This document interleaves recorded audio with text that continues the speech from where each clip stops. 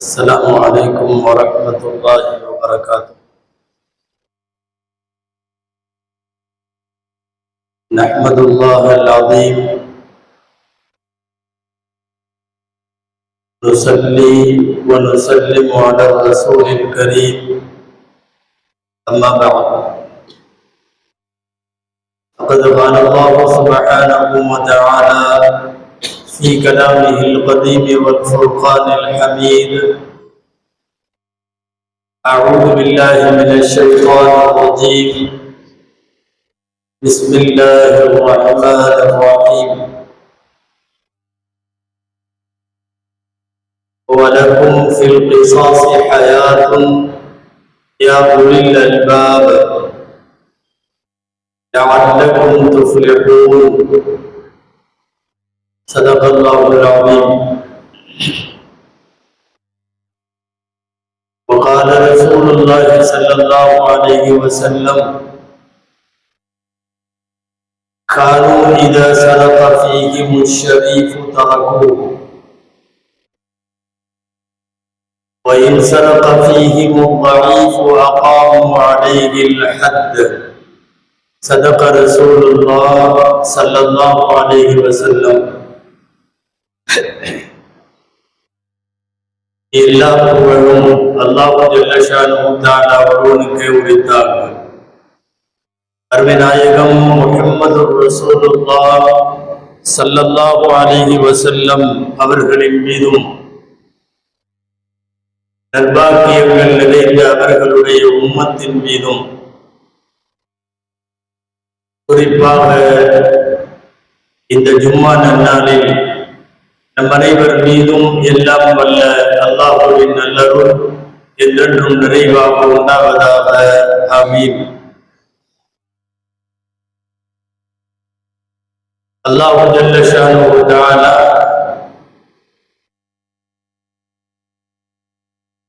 மனிதனை படைக்கிற போது ஆண்களை தனியாக சில நோக்கங்களோடும் பெண்களை தனியாக சில நோக்கங்களோடும் அல்லாஹ் படைத்தான். ஆணுக்கென்று படைப்பின் அமைப்பில், இயற்கையின் நியதியில், அவன் செயல்பாடுகளில் தனித்தனியே சில அடையாளங்கள் ஆண்களுக்கு உண்டு. அதுபோலவே பெண்களின் செயல்பாடுகளில், பெண்களின் அமைப்பில் அவர்களுக்கென்று சில பிரத்யேகங்களை அல்லாஹ் வைத்தான். அத்தோடு சேர்த்து ஆணுக்கும் பெண்ணுக்கும் இடையிலே ஒரு பாலின வேறுபாட்டை வைத்து பெண்ணின் பக்கம் ஆணுக்கு ஈர்ப்பும் ஆணின் பக்கம் பெண்ணுக்கு ஈர்ப்பையும் வைத்தார். மனிதனாய் பிறந்த எல்லாருக்கும் ஆண்களானால் பெண்கள் மீது ஈர்ப்பும், பெண்ணானால் ஆணின் மீது ஈர்ப்பும் இயற்கையாகவே படைப்பின் அமைப்பிலேயே அல்லாஹுவால் கட்டமைக்கப்பட்டிருக்கிறது. சந்தர்ப்ப சூழ்நிலைகளில் அவன் திருமண உறவுகளுக்குள் வருகிற போது அது முறையானதாக அந்த பாலியல் ஒழுங்குகள் மாறிவிடுகிறது. ஆணையும் பெண்ணையும் இப்படி அறிவோடு, பசியோடு, தாகத்தோடு, ஆற்றலோடு, என் பாலின ஈர்ப்போடுதான் அல்லாஹ் வைத்திருக்கிறான். மனிதனாய் பிறந்த எனக்கு பாலின ரீதியாக உணர்வுகள் இல்லை என்று ஆணோ பெண்ணோ இந்த உலகத்தில் சொல்லிவிட முடியாது. அது படைப்பின் கூறிலேயே அது அடக்கம். இருப்பினும் பெண்ணை ஆணுக்கு நிகராய் அல்ல, சற்று பலவீனமாய் படைத்திருக்கிறார். பெண்ணினுடைய அமைப்பு பலவீனமானது, அவளின் உணர்வுகள் பலவீனமானது. அவள் விழா எடுப்பிலிருந்து படைக்கப்பட்டிருக்கிறாள் என்று சொல்லுகிறது ஷரியத். எனவே அவள் பலவீனமானவள். ஹதீத்துகளில் கண்ணாடிகள் என்றொரு வார்த்தையை நபிகள் நாயகம் ஸல்லல்லாஹு அலைஹி வஸல்லம் பெண்களுக்கு பிரயோகித்தார்கள். ரொம்ப கவனமாக கையாள வேண்டும். கண்ணாடிகள் உடைந்து போய்விடும், தவறினால் சுக்குநூறாய் சிதறிவிடும். அப்படி ஒரு பலவீனமான படைப்பு பெண். ஒரு நபி தோழர் இருந்தார், அவருக்கு அஞ்சஷா என்று பெயர். நன்றாக வாகனம் ஓட்டுவதில் கைதேர்ந்தவர். அவர் ஒட்டகத்திலே அமர்ந்து ஒட்டகத்தை செலுத்தினால் ரொம்ப லாபகமாக ஒட்டக பிரயாணம் அவருக்கு வசப்படும். ஒரு நாள் அவர் அமர்ந்து ஒட்டகத்தை ஓட்ட பின்னால் ஒட்டக தொட்டியில் பின்னால் ஒரு கூண்டு போன்று அமைக்கப்பட்டிருக்கிற ஒட்டக தொட்டியில் பெண்கள் அங்கே இருந்தார்கள். பெண்களை வைத்துக் கொண்டு ஒட்டகத்தை ஓட்டுகிற அஞ்சஷா எடுத்த எடுப்பிலேயே அவர் பாணியில் வாகனத்தை செலுத்தினார். அவர் பாணி என்ன? அழகிய குரல் எடுத்து பாட்டு பாடுவார். அழகான குரல் எடுத்து பாடினால் ஒட்டகம் நன்றாக சீராக வேகமாக செல்லும் அல்லது பாயும். சமயங்களில் கிராமங்களில் மாட்டு வண்டி ஓட்டுபவன் பாட்டு பாடிக்கொண்டே ஓட்டுவது போல் ஒட்டகத்தை செலுத்துபவர்களும் அவ்வாறு பாடுவதுண்டு. அந்த குரல் எடுத்து பாடினால் ஒட்டகம் வேகமாய் செல்லும். அமர்ந்த உடனேயே பெண்கள் அமர்ந்திருக்கிற ஒரு சூழலில் மிக வேகமாக குரல் எடுத்து உடனடியாக உச்ச ஸ்தாயிலே பாட துவங்கினார். அதன் விளைவு திடீரென்று வேகமாய் கிளம்பியது. அவர் ஒட்டகத்தை வாகனிக்க ஆரம்பிப்பதை பார்த்து கொண்டிருக்கிற பெருமானார் ஸல்லல்லாஹு அலைஹி வஸல்லம் அப்போதுதான் சொன்னார்கள், ருவைதக யா அஞ்சஷா அலைக பில் கவாரீர். அஞ்சஷாவே மெதுவா மெதுவா மெதுவா, கண்ணாடிகள் கவனம் என்று சொன்னார்கள் நபி ஸல்லல்லாஹு அலைஹி வஸல்லம். ஒட்டகத்தினுடைய பின்னாலே அமர்ந்திருப்பது கண்ணாடிகள். நீ கண்ணாடிகள் என்று தெரியாமல் வேகமாய் கையாளுகிறாய். கண்ணாடிகள் கொஞ்சம் கை நழுவி போனால் உடைந்து போய்விடும், சுக்குநூறாய்விடும். உடைந்து விட்ட கண்ணாடி பொருளை அல்லது பாத்திரத்தை திரும்ப பயன்படுத்துவது சாத்தியமற்றது. வேறு பொருள் கீழே விழுந்தால் வேறு, கண்ணாடி கீழே விழுந்தால் வேறு. பெண்களை கையாளுவதில் மிகுந்த கவனம் தேவை, மிகுந்த நிதானம் தேவை என்பதை அஞ்சஷா வழியாக உலகத்திற்கு சொல்லித் தருகிறார்கள் நபி ஸல்லல்லாஹு அலைஹி வஸல்லம். கண்ணாடிகள் போல் கவனமாக கையாளப்பட வேண்டியவர்கள் பெண்கள். ஏதாவது தூர தொலைவுகளுக்கோ வெளிநாடுகளுக்கோ சில பார்சல்களை அட்டைப்பெட்டியில் அனுப்புகிற போது நாம் there are glasses handle with care என்று சொல்லி நாம் எழுதி ஒரு ஸ்டிக்கர் ஒட்டுவோம். கண்ணாடிகள், நீங்கள் இந்த பெட்டியை பத்திரமாக கையாளுங்கள் என்றதற்கு அர்த்தம். இந்த கண்ணாடிகள் கவனம் என்கிற வார்த்தை உலக வரலாற்றிலேயே பெண்களை கண்ணாடிகளுக்கு ஒப்பிட்டு பேசியது பெருமானார் ஸல்லல்லாஹு அலைஹி வஸல்லம் மட்டும். பெண்களின் அமைப்பு பலவீனம், படைப்பு பலவீனம், உடல் பலவீனம், அது கண்ணாடிகளை போன்று கவனமாக கையாளப்பட வேண்டிய ஒரு பொருள். அந்த பெண்ணினுடைய உடலை அடைவதற்கு யாராவது முயற்சித்தால் மார்க்கம் சொல்லுகிறது, நிக்காஹ் என்று அனுமதிக்கப்பட்ட ஒரு வழியின் மூலம் மட்டும் ஒரு பெண்ணை அடையலாம். அந்த பெண்ணை நிக்காஹ் என்கிற ஒரு வழி அல்லாமல், அது விபச்சாரமோ பாலியல் ரீதியான பலாத்காரமோ வம்பாகவோ அடக்குமுறையாகவோ ஒரு வன்புணர்வாகவோ அந்த பெண்ணை அடைவதற்கு முயற்சித்து விடக் கூடாது என்பதைத்தான் திருக்குர்ஆனும் சொல்லுகிறது. நபிகள் நாயகம் ஸல்லல்லாஹு அலைஹி வஸல்லம் அதைத்தான் இதில் வலியுறுத்துகிறார்கள். நிக்காஹ்வின் மூலம் மட்டும் தான் ஒரு பெண்ணின் உடலை இந்த மண்ணில் அடைய முடியும், அடைய வேண்டும். அது அல்லாமல் எல்லா விதமாக ஒரு பெண்ணின் உடலை கையாளுகிற எல்லா விஷயங்களும் பலவந்தமாக கருதப்படும் அல்லது பாலியல் அத்துமீறலாக அது கருதப்படும். உலகத்தின் துவக்க நாளிலே இருந்து இன்றைக்கு வரையும் பெண்ணினுடைய உடல் மீது ஆதிக்கம் செலுத்தப்படுகிறது. ஒரு வல்லாண்மை, ஒரு வல்லூறு, ஒரு வன்மம், ஒரு பலாத்காரம் தொடர்ந்து வரலாற்று காலங்களில் பிரயோகிக்கப்பட்டுக் கொண்டே வருகிறாள் பெண் என்பவள். பெண்ணினுடைய உடல் அத்தகைய அத்துமீறல்களுக்கு தகுமானது அல்ல. அதனுடைய படைப்பு அப்படி பலமானதும் அல்ல. பெண்ணை அடைய முற்படுகிற போது ஏற்படக்கூடிய பலாத்காரங்கள் எல்லா காலத்திலேயும் கட்டுப்பாடு தவறக்கூடிய ஆண்களிடமிருந்து பெரும்பாலும் உண்டாகி விடுகிறது. ஏன்? இந்த உலகத்தில் முதலாக நடந்த கொலை ஆதமுடைய மக்கள் இருவர் சண்டையிட்டுக் கொண்டதன் பின்னணியில் அதற்கான காரண காரியங்களை எழுதுகிற போது அப்படியும் சொல்லுகிறார்கள், ஒரு பெண்ணை அடைவது நானா நீயா என்கிற போட்டியில் ஏற்பட்ட கொலைதான் இந்த மண்ணில் நடந்த துனியா படைப்பிற்கு பிறகு நடந்த முதல் படுகொலை சம்பவம் என்பதை நாம் பார்க்கிறோம். பெண்ணின் மீது இப்படிப்பட்ட அநீதிகள் இழைக்கப்பட்டு விடக் கூடாது. உடல் சார்ந்து அவள் பலவீனமானவள் என்பதால் அவளுடைய உடல் சார்ந்தோ மனம் சார்ந்தோ அவளுடைய உள்ளம் சார்ந்தோ எத்தகைய வன்முறைகளையும் இஸ்லாம் அனுமதிக்கவில்லை.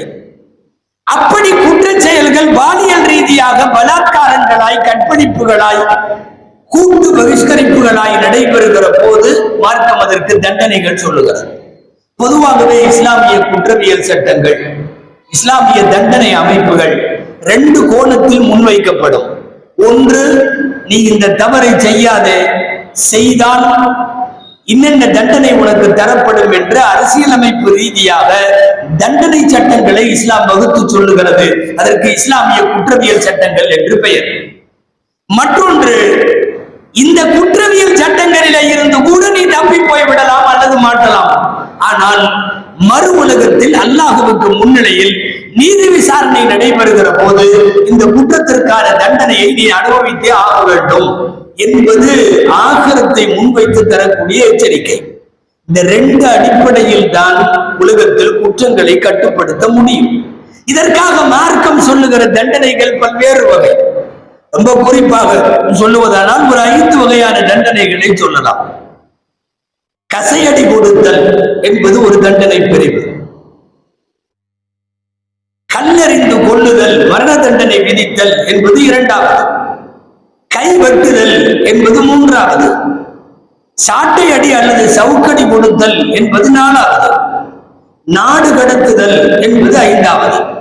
இப்படி 4-5 வகையான குற்றவியல் தண்டனைகளை சொல்லி இன்னென்ன குற்றங்களுக்கு இத்தனை முறை இப்படியான முறையில் தண்டனைகள் நிறைவேற்றப்பட வேண்டும் என்கிற இஸ்லாமிய குற்றவியல் சட்டங்களை முன்வைத்த போது ஒரு 1400 வருஷமாக இந்த சட்டங்களை சொல்லுகிற போதெல்லாம் உலகத்திலே நவீனங்களை விரும்புபவர்கள் என்கிற பெயரால் நிறைய பேர் இது மனித உரிமைகளுக்கு மாற்றம், மனித நேயத்திற்கு மாற்றம், ஒரு தவறுக்கு இவ்வளவு பெரிய தண்டனை தர வேண்டுமா என்றெல்லாம் நிறைய விமர்சனங்களும் கூக்குரல்களும் இஸ்லாத்திற்கு எதிரான விமர்சன பார்வைகளும் எல்லா காலத்திலும் இருந்திருக்கிறது. ஆனால் குற்றங்கள் அவர்கள் வீட்டிலே நடக்கிற போது, அவர்கள் வாசலில், அவர்கள் பகுதியில், அவர்கள் மஹல்லாவில், அவர்கள் மாநிலத்தில், அவர்கள் நாட்டில் நடக்கிற போது உரத்து சப்தம் எழுப்புகிறார்கள், தண்டனை கடுமையாக்கப்பட வேண்டும். இந்த தண்டனை கடுமையாக்கப்பட வேண்டும் என்பதைத்தான் நீண்ட காலமாகவே இஸ்லாம் சொல்லி வந்திருக்கிறது. யாராவது ஒருவருக்கு நிறைவேற்றப்படுகிற தண்டனை அந்த பகுதியில், அந்த சமூகத்தில் நாளைக்கு ஏற்படுகிற தீமைகளை விட்டும் காப்பாற்ற முடியும் என்கிற ஒரு அழுத்தமான, உறுதியான ஒரு உடன்பாடு இஸ்லாத்திலே இருக்கிறது. ஒரு உயிரை கொலை செய்து விட்டான், பதிலுக்கு அவன் மரண தண்டனை நிறைவேற்றப்பட வேண்டும். மரணத்தை நாம் எல்லாம் மௌத் என்று சொல்லுவோம். அல்லாஹ் குர்ஆனிலே சொல்லுகிறான், வலக்கும் ஃபில் கிஸாஸி ஹயாத்துன், உங்களுக்கு மரண தண்டனையை நிறைவேற்றுவதிலே ஹயாத் இருக்கிறது என்கிறார். மௌத்துக்கு நேர் எதிர்ப்பதம் ஹயாத் என்பது. உயிரோட்டம் இருக்கிறது என்கிறான், மரணம் இருக்கிறது என்று சொல்ல வரவில்லை. காரணம், தீவிரமாக விசாரிக்கப்பட்டு ஆதாரங்களோடு நிரூபிக்கப்பட்ட ஒரு குற்றவாளிக்கு நிறைவேற்றப்படுகிற ஒரு தண்டனை என்பது அந்த சமூகத்தில் நாளைக்கு ஏராளமான மரணங்களோ படுகொலைகளோ நிகழாமல் காப்பாற்றுகிற ஒரு மரணம். எனவே இதை மரணம் என்று அல்லாஹ் சொல்ல வரவில்லை, இதை ஹயாத் என்று சொல்லுகிறான். நீங்கள் குற்றவியல் தண்டனையை நிறைவேற்றி பாருங்கள், அது ஹயாத்துன் யா உலில் அல்பாப், அறிவாளிகளே, அது மவுத் அல்ல, அது இறப்பு அல்ல, அது மரணம் அல்ல, அது உயிர் மற்றும் உயிரோட்டம் என்கிற குர்ஆனின் வார்த்தைகள் இங்கே கவனத்திற்குரியது. நபிகள் நாயகம் ஸல்லல்லாஹு அலைஹி வஸல்லம் அவர்களுக்கு இறக்கி வைக்கப்பட்ட, அமல்படுத்தப்பட்ட இந்த குற்றவியல் சட்டங்களால் அன்றைய சமூகத்தில் பெருமளவில் இருந்த குற்றங்கள் கட்டுப்பாட்டுக்குள் வந்தது என்று சொல்லுவது தவறு, இல்லாமலேயே ஆக்கப்பட்டது. ومن احسن من الله حكما لقوم يوقنون. குர்ஆனின் பல்வேறு இடங்களில் அல்லாஹ் கேட்கிறான், அல்லாஹ்வை விட அழகிய சட்டம் சொல்லுவது யார்? சட்டம் உருவாக்குவதில், சட்டத்தை செயல்படுத்துவதில், சட்டத்தினுடைய உட்கூறுகளை ஆராய்ந்து அறிவிப்பதில் அல்லாஹ்வை விட அழகாக சட்டம் சொல்லுவது யாரும் இருக்க முடியாது. தனக்குத்தானே அல்லாஹ் திருக்குர்ஆனில் வைத்திருக்கிற பெயர் என்ன தெரியுமா? அஹ்கமுல் ஹாக்கிமீன். தீர்ப்பு செய்யும் எல்லாரை விடவும் அவன் நல்ல தீர்ப்பு செய்பவன். மனிதர்களின் தீர்ப்புகளில் குற்றவாளிகள் தப்பித்துக் கொள்ளுகிறார்கள், காசுள்ளவர்கள் தப்பித்துக் கொள்ளுகிறார்கள், பதவியும் செல்வாக்கும் உள்ளவர்கள் தப்பித்துக் கொள்ளுகிறார்கள், சிறைக்கு போகாமல் இருக்கிறார்கள், அல்லது போனால் சீக்கிரம் வந்து விடுகிறார்கள், வந்ததற்கு பின்னும் பழையபடி ஆரம்பிக்கிறார்கள். மனிதர்களின் சட்டங்களாலோ தண்டனைகளாலோ ஒரு கட்டத்தில் நீதி விசாரணை தோற்று போகலாம்.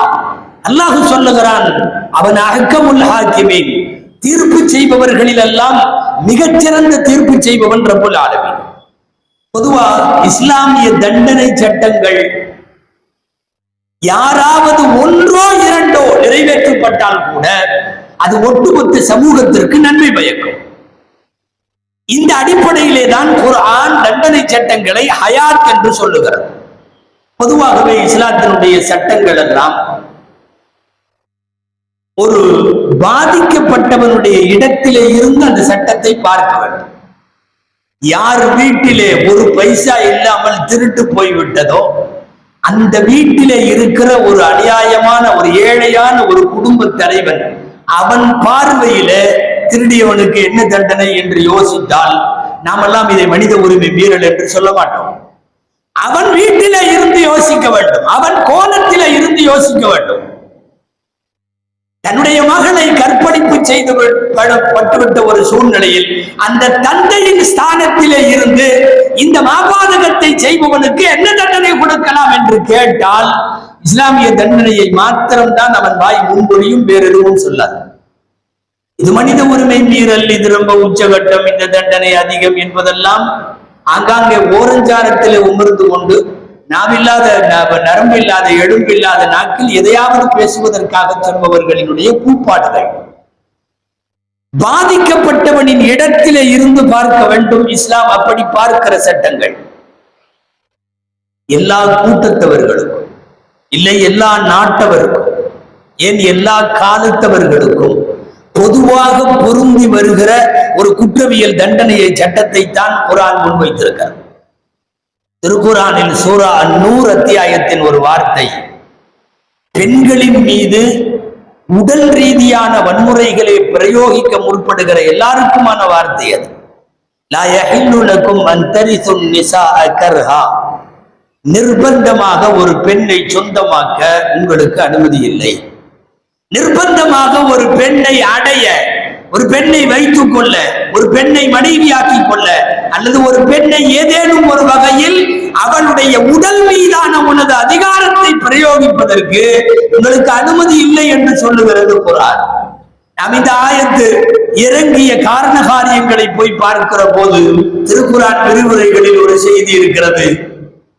அறியாமை காலத்தில் அண்ணல் பெருமானார் ஸல்லல்லாஹு அலைஹி வஸல்லம் ஷரீஅத் அமலாக்கப்படுவதற்கு முன்னால் யாராவது ஒருவர் இறந்து போய்விட்டால் அவருடைய நண்பன் அல்லது அந்த குடும்பத்தில் எவன் மூத்தவனோ அவன் நேராக வந்து இறந்து போனவருடைய மனைவியின் மீது தன்னுடைய ஆடையை கலற்றி அவன் தலையில போடுவான்.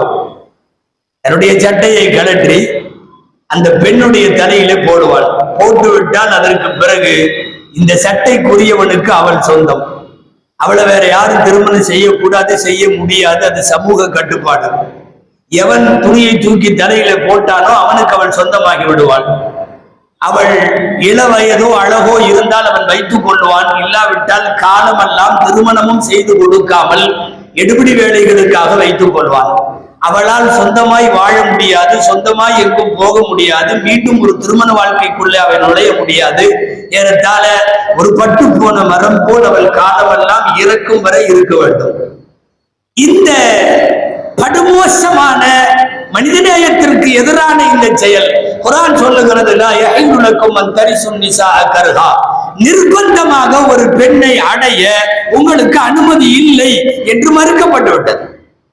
நபிகள் நாயகம் ஸல்லல்லாஹு அலைஹி வஸல்லம் பெண்களின் மீதான வன்முறையை பிரயோகிக்கிற விஷயத்தில் அந்த தண்டனைகளை கடுமையாக்கிய போது குற்றங்கள் குறைந்தது.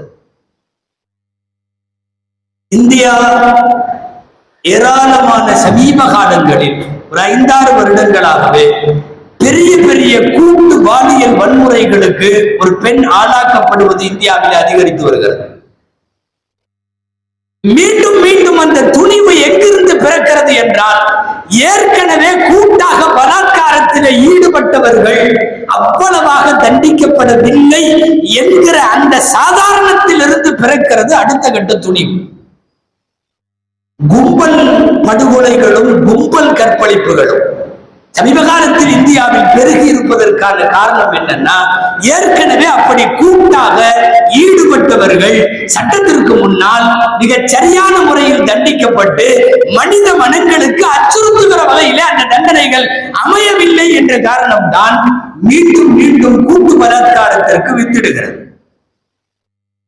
யாருக்காகவும் தண்டனை சட்டங்கள் குறைக்கப்படக்கூடாது என்கிற அந்த விஷயத்தில் நபிகள் ஸல்லல்லாஹு அலைஹி வஸல்லம் உறுதியோடு இருந்த போது குற்றங்களை கட்டுப்பாட்டுக்குள் அவர்களால் கொண்டு வர முடிந்தது. நாம் அடிக்கடி கேள்விப்பட்டிருக்கலாம், ஒரு உயர் குலத்தினுடைய பெண்மணி திருடி அவள் கைவெட்டுவதற்கான முடிவும் அறிவிக்கப்பட்டு அவள் கை வெட்டப்பட வேண்டும் என்று நாளும் நேரமும் குறிக்கப்பட்டு விட்டதற்கு பிறகு நபித்தோழர்களாக கூடி பேசினார்கள். மக்காவிலே இருக்கிற ஆகப்பெரிய குடும்பம் மக்சூமி குடும்பம். அந்த மக்சூமி குடும்பத்தை சார்ந்த பெண் தான் இப்போது திருட்டு குற்றத்திற்கு ஆளாக்கப்பட்டு அவள் கையை வெட்டப்பட போகிறது. இது மார்க்கத்தினுடைய வளர்ச்சிக்கு பெரிதும் பின்னடைவாக ஆகும். எனவே ஒரு வேலை செய்வோம், நபிகள் நாயகத்திடத்திலே சமாதானமாய் பேசி இந்த தண்டனையை குறைக்கலாம் என்று முடிவெடுத்தவர்கள் யாரை விட்டு பேச சொல்லுவது என்கிற போது அவர்களாக முடிவு செய்தார்கள். உசாமா ரலியல்லாஹு அன்ஹு பெருமானாருக்கு மிகவும் நெருக்கமானவர்கள். பெருமானார் ஸல்லல்லாஹு அலைஹி வஸல்லம் அவர்களினுடைய உசாமாவின் குழந்தை பருவத்திலே இருந்து பெருமானாரின் மடியிலே வளர்ந்தவர்கள், அண்ணலாருக்கு மிக பிரியமானவர்கள்.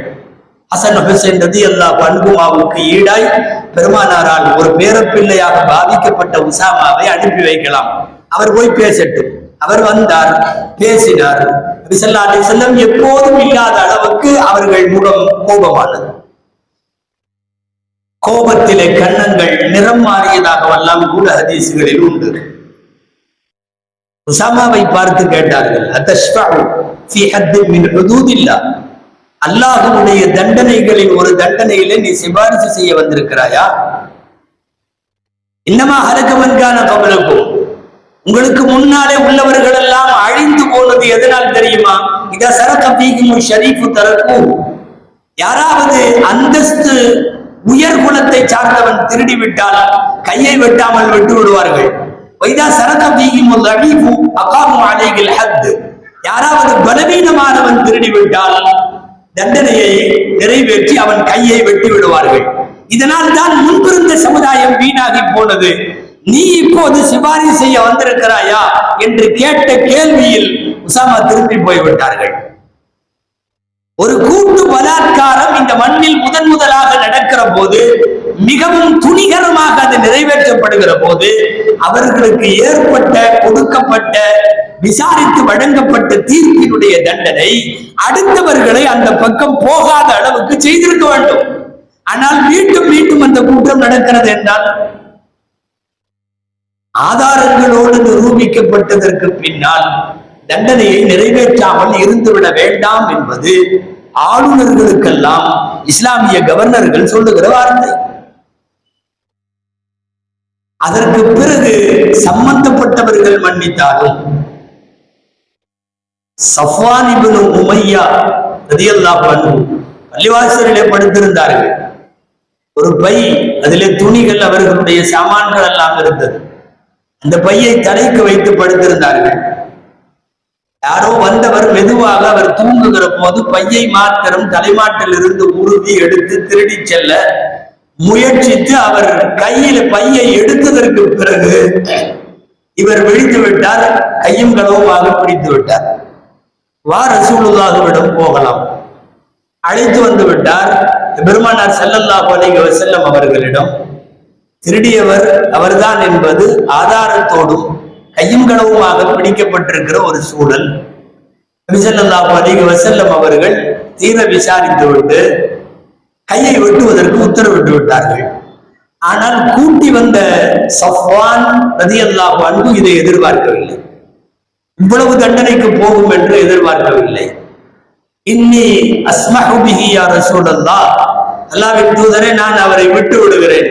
நான் என்னுடைய பெருந்தன்மையில் அவருடைய தவறை பெரிதுபடுத்தவில்லை, அதாவது இவ்வளவு பெரிய தண்டனையை நான் கோரவில்லை என்பதை போல அவர் சொன்ன போது நபி ஸல்லல்லாஹு அலைஹி வஸல்லம் சொன்னார்கள், ஃபஹல்லா கப்ல அன் தஅத்தியனி பி, என்னிடத்தில் கூட்டி வருவதற்கு முன்னால் இதை செய்திருக்க வேண்டாமா?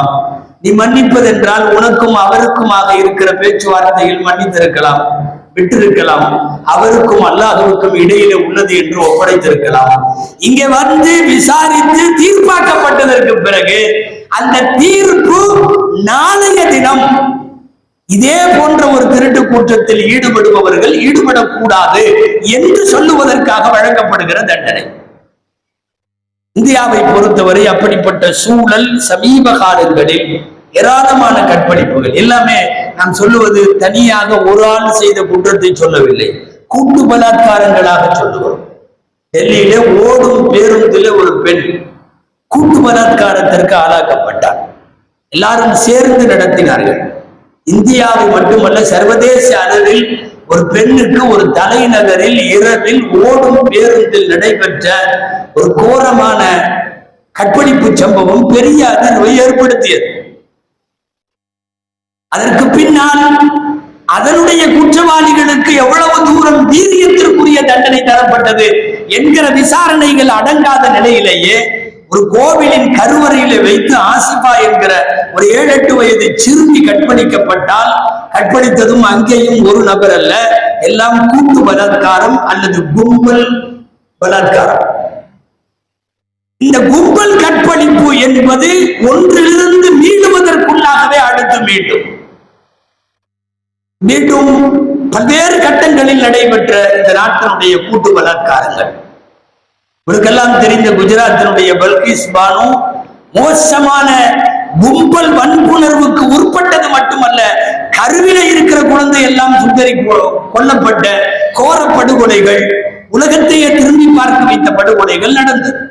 தொடர்ந்து ஒரு பெண்ணின் உடல் மீதான வன்முறை இந்தியாவில் அதிகரித்துக் கொண்டே வருகிறது. கடைசியாக இதனுடைய நிதர்சன சாட்சி மணிப்பூரிலே பெண்ணை ஆடை அவிழ்த்து நிர்வாணமாக ஊர்வலப்படுத்திய அந்த நிகழ்வு சர்வதேச அளவில் இந்த தேசத்திற்கு ஏற்பட்ட தலைகுனிவு. எனவே ஒரு பேருந்திலே கூட்டு பலாத்காரமான நிர்பயாவாக இருந்தாலும், கோயில் கருவறையிலே ஏற்பட்ட ஆசிபாவாக இருந்தாலும், குஜராத்தினுடைய பல்கிஸ் பானுவாக இருந்தாலும், இப்போது மேற்கு வங்கத்திலே ஒரு பயிற்சி மருத்துவர் மிக கோரமான முறையில அவர் படுகொலை செய்யப்பட்டு பலாத்காரம் செய்யப்பட்டிருக்கிற அந்த நிகழ்வானாலும், இவைகளெல்லாம் இந்த நாட்டில் இரத்த சாட்சிகள். என்னன்னா, ஒரு கூட்டு பலாத்காரத்திற்கு உட்படுத்தப்பட்டவர்கள் மிகச்சரியாக தண்டிக்கப்படவில்லை. எனவே அடுத்து ஒரு கும்பல் பலாத்காரத்திற்கு தைரியம் வருகிறது, மனோதிடம் வருகிறது. இதுல வேடிக்கை என்னவென்றால், இவர்களெல்லாம் கூட்டு பலாத்காரம் என்று சிறை சென்றவர்கள் ஏதோ சந்தடியிலே அவர்கள் ஜாமீன் பெற்று வெளியில வந்த போது குறிப்பிட்ட அமைப்புகளை சார்ந்தவர்கள் இனிப்பு வழங்கி இந்த நாட்டில் கொண்டாடியது நாம் இங்கே யோசிக்க வேண்டும். ஒரு மிகப்பெரிய பகிரங்க கூட்டத்தை செய்து விடுகிற போது அவர்கள் எவ்வாறு நடத்தப்பட்டார்கள் என்பதுதான் மீண்டும் மீண்டும் கேள்வி. ஏன் அமெரிக்கா உள்ளிட்ட பல்வேறு நாடுகளில் கூட கடந்த வருஷங்களில் அப்படி ஒரு அறிவிப்பு செய்யப்பட்டது, இந்தியாவுக்கு செல்லும் பெண்கள் தனியாக போக வேண்டாம் என்று சொல்லப்பட்டது. இந்த கூட்டு பலாத்காரங்கள் மிகச் சரியான முறையில் தண்டிக்கப்படுகிற போது மட்டும்தான் குற்றங்களை குறைக்க முடியும். அல்லாஹ் ஜல்ல ஷானஹு தஆலா இந்த உலகத்திற்கு இஸ்லாம் சொல்லுகிற தண்டனை சட்டங்களை, அதன் மாண்பை, வீரியத்தை புரிந்து கொள்ளும் தௌஃபீகை அல்லாஹ் இந்த உலகத்திற்கு தருவதாக. ஆமீன். வ ஆகிரு தஅவானா அல்ஹம்துலில்லாஹி ரப்பில் ஆலமீன்.